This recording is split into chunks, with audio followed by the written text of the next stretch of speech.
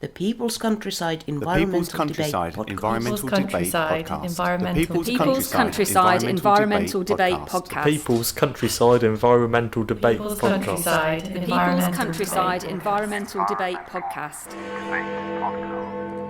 Can we ever truly be in the moment? Then why aren't the rich producers contributing or covering in full the transition? Producer pays. It's the 5th of April, people, and we've got Kev and Ray, listeners, sending in questions today. I'm Stuart the Wild Man Mabbott. He is William Manklow.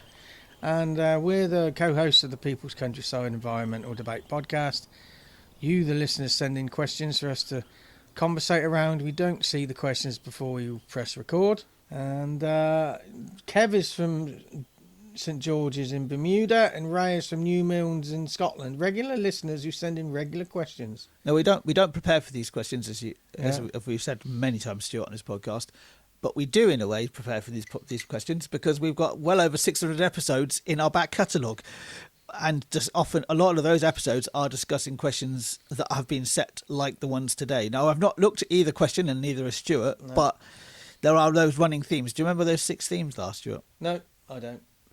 Philosophy, nature, human condition, social justice, environment, and I can't remember the 6th one. There you go. There's always one. It's always 6. 6 is a really difficult number to remember. Yeah. Anyway, 6. 7. Right. The first question then comes from Kevin, St George's, Bermuda, lovely part of the world. It's not a town or a village, as far as I know. Kevin's question is, can we ever truly be in the moment? We had this conversation with Sue, my wife, you, me and Sue, and she was saying I was being overly pedantic and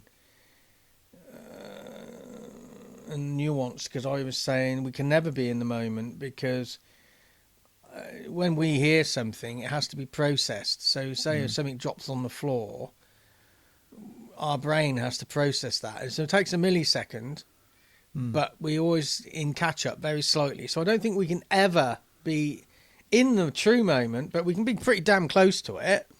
But she thought she thought that's just semantics. But that's the question. Can we ever truly be in the moment? I don't think we truly can. Yes, well, and then there's also light as well. So you know, that light travels faster than sound. And a good example, if you're in a thunderstorm, the thunder will arrive to you later than the light will. So you know that shows you there is a delay as well. No, we can't really ever truly be in the moment. But do we have to also? I don't think we should react in the moment either. The majority of the time, because even if we could, because we need to just sit back, analyse, think. So even does it matter that we're in the moment or not? We need to try and be in more of the moment if we want to be more balanced, but we don't have to react in the moment. It reminds me of when you and I were sat in a van once. I was driving the van through the village of Great Milton, and we got stuck in a situation where there was lots of parked cars. I was stuck out and somebody was coming up the other way. I had no way of going back because there was 2 or 3 cars behind me. Somebody came and knocked on the door and insulted me in an interesting way. I thanked them for it because my mind wasn't thinking about getting angry about the driver coming the other way at all, or the person who came up and called me that word. If you remember that one, Stuart. I do. My mind was more upon, okay, how do we get out of this situation? That was the most important thing. It was more important that we got out of that situation. The guy who insulted me actually ended up sorting the situation out because he was really one of the only people that could have done it. Yeah. So I just let him get on with it, you know. So actually, you know, that's trying to be as truly in the moment as possible, rather than sort of being outside of the moment.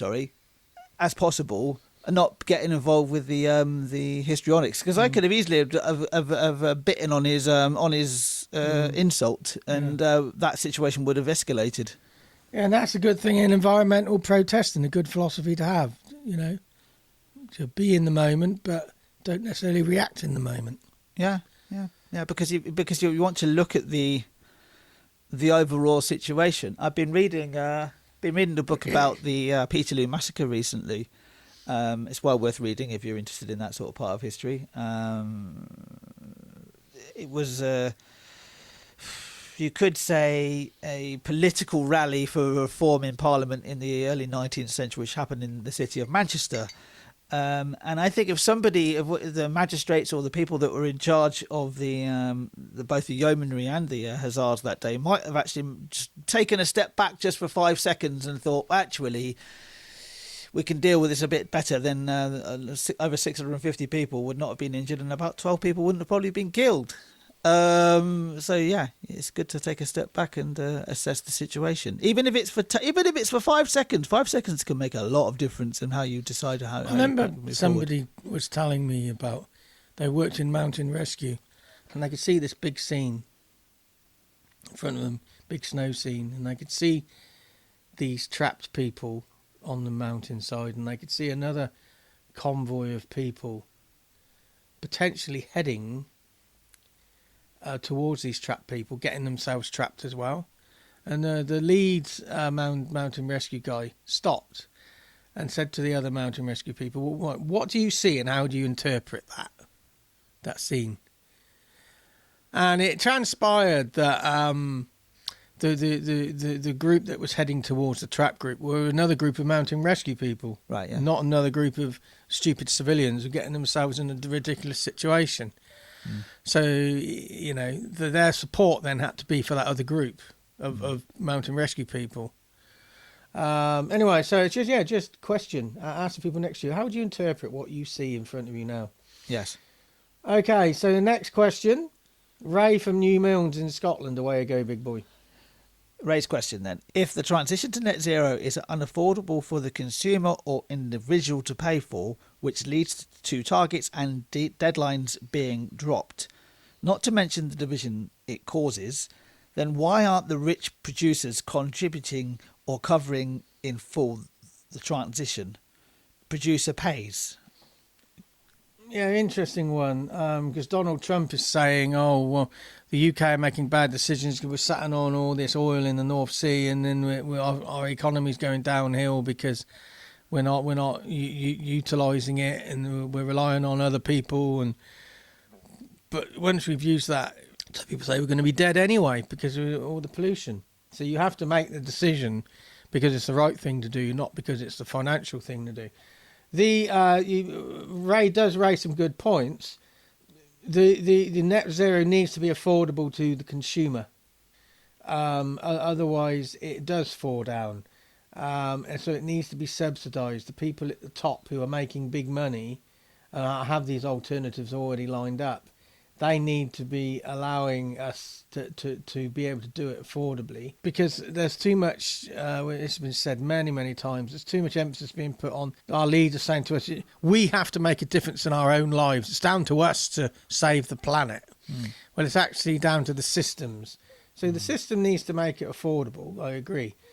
So deadlines are dropped. I don't think they're dropped because it's not affordable. Deadlines are dropped because an excuse for the decision makers to drop the deadlines, because they're not they can make more money out of carrying on where we are. Is it more about control or power over the rich producers, as you would say, the big corporations in the world?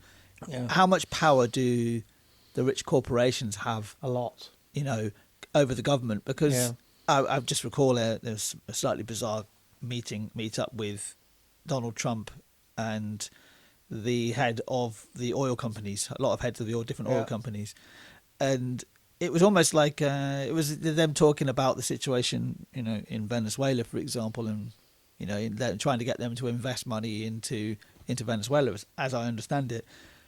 But an actual head of government, trying to negotiate them to do it rather than than them being any dictation. You'd think the government would be the top level, the highest level of power, but I don't think it is. I think it is these rich producers.